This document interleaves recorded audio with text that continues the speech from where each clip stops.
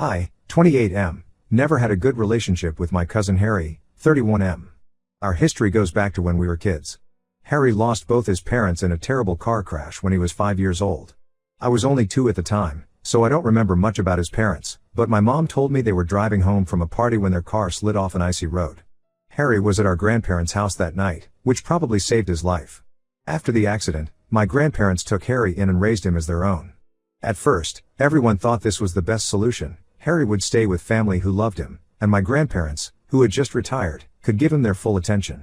What no one expected was how this would change our family dynamics forever. From the moment Harry moved in, my grandparents treated him differently from me and my sister Shania, 25F. I guess they felt guilty about his parents' death or wanted to compensate for his loss, but it went way beyond normal grandparental love. Every birthday, Harry would get expensive gifts like gaming consoles or bikes, while Shania and I got cheap toys or clothes from discount stores. During Christmas, the pile of presents under the tree for Harry was always 3 times bigger than ours combined. The preferential treatment didn't stop at gifts. Harry could do no wrong in my grandparents' eyes. When we were in elementary school, Harry would often steal my toys or break them on purpose. If I complained, my grandparents would say I was being selfish and should learn to share with my less fortunate cousin. When Harry started fights with other kids at school, my grandparents would defend him, saying he was just working through his trauma. Meanwhile, if I got into any trouble, even minor things like being late to class, I was lectured about responsibility and setting a good example. Harry's behavior got worse as we entered our teens. He started drinking at 14, stealing alcohol from my grandparents' liquor cabinet. Instead of addressing the problem, they would just quietly replace the bottles and pretend nothing happened. By 16, he was regularly showing up drunk to family events. I remember one Thanksgiving when he threw up all over the dinner table and ruined the entire meal.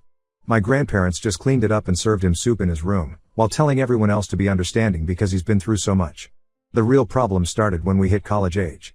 My grandparents had set up college funds for all 3 of us, me, Harry, and Shania. But by the time I graduated high school, they had spent most of my fund and all of Shania's on bailing Harry out of various troubles, paying for his wrecked cars, covering bounced checks, and hiring lawyers when he got caught drunk driving.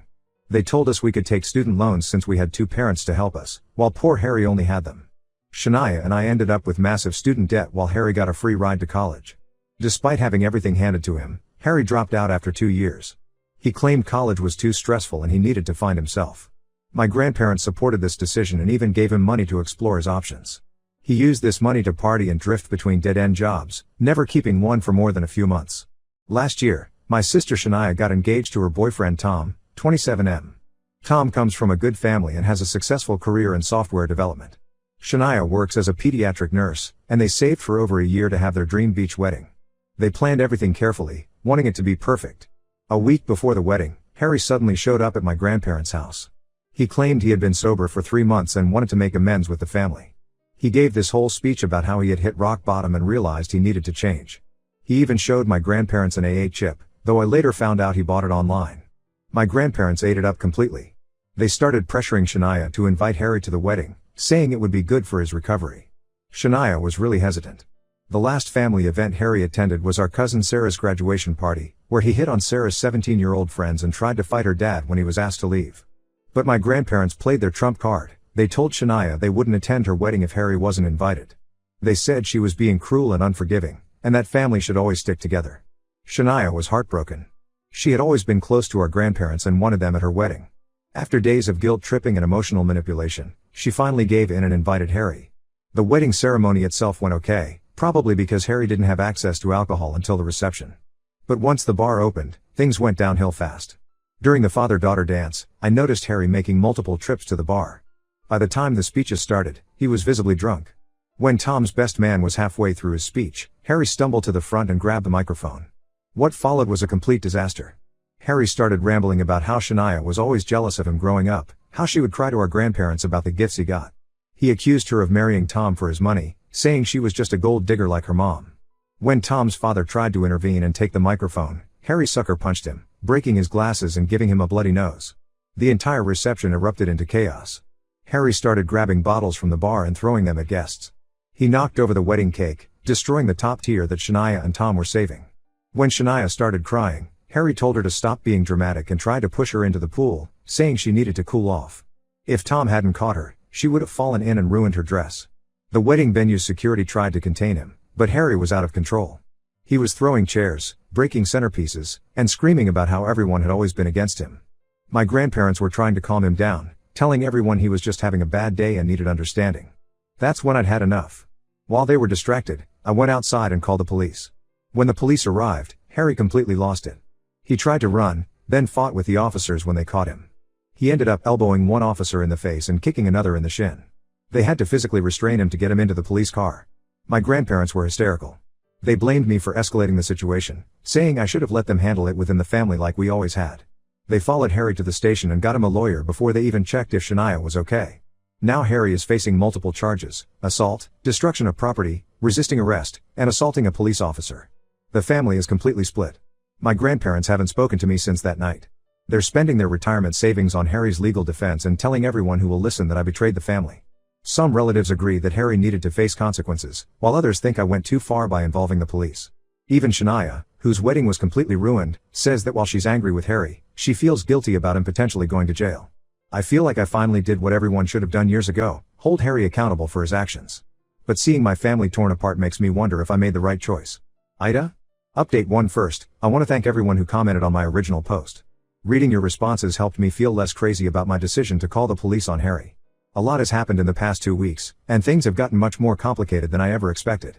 Harry got out on bail 3 days after the wedding incident. My grandparents mortgaged their house to pay his bail and hire some hotshot defense attorney who specializes in cases involving addiction and mental health. They didn't even tell my parents they were doing this. We found out when the bank called my dad to verify some information since he was listed as their emergency contact. The night Harry got out, around 2 a.m., I woke up to someone pounding on my front door and screaming my name. I live alone in a small house I recently bought, and my first instinct was to call the police. But when I looked through the peephole, I saw Harry swaying on my porch, clearly drunk out of his mind. He was holding a half-empty bottle of whiskey and looked like he hadn't showered since getting out of jail. I told him through the door to leave or I'd call the police. This set him off completely. He started screaming about how I ruined his life, how I was always jealous of him, and how I turned the family against him. Then his threats got really scary. He said he was going to burn my house down while I slept, that he would make me regret ever being born. The worst part was when he said he knew my work schedule and would be watching me. I recorded everything on my phone while quietly calling 911.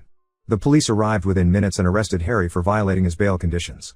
My neighbors had come outside by then, and several of them gave statements about his behavior. One neighbor even had security camera footage of Harry urinating on my car before he started banging on my door. The next day, my mom came over to check on me. She was really shaken up by everything and suggested we look through some old family photos to calm down, something we used to do when I was little and had a bad day. We were going through boxes in my spare room when we found something strange. In one of my grandma's old photo albums from before Harry's parents died, there was an envelope stuffed with legal documents. At first, we thought they were just old bills or insurance papers, but as we read through them, we discovered something shocking. The documents were adoption papers from when Harry was born, not from when his parents died. According to these papers, Harry's parents who died in the car crash weren't his biological parents at all. They were friends of my grandparents who took him in as a baby. His real mother was a teenager who couldn't keep him, and my grandparents arranged the whole thing through some private adoption agency. The papers showed that my grandparents actually financed the adoption and had some kind of guardianship agreement from the start. This explains so much about why my grandparents always favored Harry. They weren't just trying to make up for his parents' death, they felt responsible for his entire life. They had basically chosen him over their own grandchildren before we were even born. My mom was stunned. She had no idea about any of this, which meant my grandparents had kept this secret from everyone, including their own children, for over 30 years. We debated what to do with this information for hours. Part of me wanted to expose everything right away, but my mom suggested we talk to my grandparents first. When we confronted them with the documents, my grandmother burst into tears while my grandfather got angry and defensive. They finally told us the whole story. Harry's biological mother was actually my grandfather's niece, his sister's daughter. She got pregnant at 16 and begged them for help. Instead of supporting her as a single mother, they convinced her to give the baby up for adoption and arranged for their friends to adopt him. They swore the friends to secrecy and set up a trust fund for Harry. When Harry's adoptive parents died in the car crash, my grandparents saw it as their chance to finally raise him themselves. They admitted that their guilt over separating him from his birth mother made them overcompensate by giving him everything he wanted. They never told anyone because they were afraid it would disturb the family peace. I was disgusted by their secret keeping, but what really got me was their reaction when I suggested telling Harry the truth. They begged me not to tell him, saying it would destroy his fragile mental state and ruin his defense in court. They even offered to sign their house over to me if I kept quiet. When I refused to be bought off, they threatened to tell everyone that I was lying and trying to extort them. My sister Shania thinks Harry deserves to know the truth, especially since his biological mother is still alive, though my grandparents refuse to tell us where she is. Our parents are torn. They're angry about being lied to all these years, but they're worried that revealing everything now might push Harry over the edge. Harry's court date is next month. His lawyer is pushing for a plea deal, claiming that Harry's actions at the wedding were caused by the trauma of losing his parents. My grandparents are supporting this narrative, telling everyone how Harry has suffered so much loss in his life. Meanwhile, they're pressuring all the family members to write letters to the judge about what a good person Harry is deep down. I feel sick watching them continue to enable Harry's behavior with more lies. The truth about his adoption doesn't excuse any of his actions, but I believe he has a right to know who he really is. But is it wrong to tell him while he's facing criminal charges? Should I wait until after the trial? Or should I tell his lawyer so they can't use the orphan trauma defense? I'll update again after I decide what to do. Right now, I'm just trying to process everything while dealing with the fact that my entire childhood was basically built on a lie. Update 2. After much thought and discussion with Shania, I decided Harry needed to know the truth about his adoption. I couldn't stand watching my grandparents use his orphan trauma as an excuse for his behavior, especially when it was all based on lies they created. I arranged to visit Harry in jail, though my grandparents tried everything to stop me. They called the jail pretending to be my father, saying I wasn't allowed to visit. When that didn't work, they told Harry I was coming to mock him about his charges. Despite their interference, I managed to see him last week. Harry looked terrible. He'd lost weight, and his hands were shaking from alcohol withdrawal. At first, he just glared at me through the visiting room glass. I didn't waste time with small talk. I showed him copies of all the documents we found. The adoption papers, the legal agreements, everything. I even had a photo of his biological mother from when she was young, which I found hidden in another of my grandmother's albums. His reaction wasn't what I expected. Instead of being angry at our grandparents for lying, he completely twisted the situation. He started laughing, this weird, hollow laugh that gave me chills. Then he said this proved what he'd always known, that he was special and chosen while Shania and I were just born into the family by accident. He said our grandparents picked him because they knew he was better than us, and we'd spent our whole lives trying to steal their love from him. When I tried to explain that his biological mother was actually family and might want to know him, he became enraged. He slammed his fists against the glass and screamed that I was making up lies because I was jealous. The guards had to remove him from the visiting area. 2 days later, Harry's lawyer contacted our family. Harry told him about the adoption documents and created this whole new defense strategy. He's now claiming that learning about his adoption triggered a mental breakdown, which is what caused his behavior at the wedding. His lawyer is arguing that Harry has been suffering from severe emotional and psychological trauma his entire life without knowing why, and that's what led to his addiction issues. My grandparents are fully supporting this new strategy. They wrote long statements about how guilty they feel for keeping the truth from him, and how they can see now that their secret damaged his mental health. They even got some psychiatrists to evaluate Harry and diagnose him with various trauma-related conditions. The worst part is, it might actually work. The prosecutor offered Harry a really generous plea deal, 6 months in a private rehab facility followed by 3 years of probation. No jail time at all. The only condition is that the whole family needs to write letters to the judge supporting Harry's rehabilitation plan. My grandparents are going all out to make this happen. They've already written their letters, painting Harry as a victim of circumstances who just needs help and understanding. They're pushing everyone in the family to do the same. They even mortgaged their vacation house to pay for the fancy rehab facility they want to send him to. Shania is considering writing a letter. She says that while she's still upset about her wedding, she feels partially responsible because she invited Harry despite knowing his problems.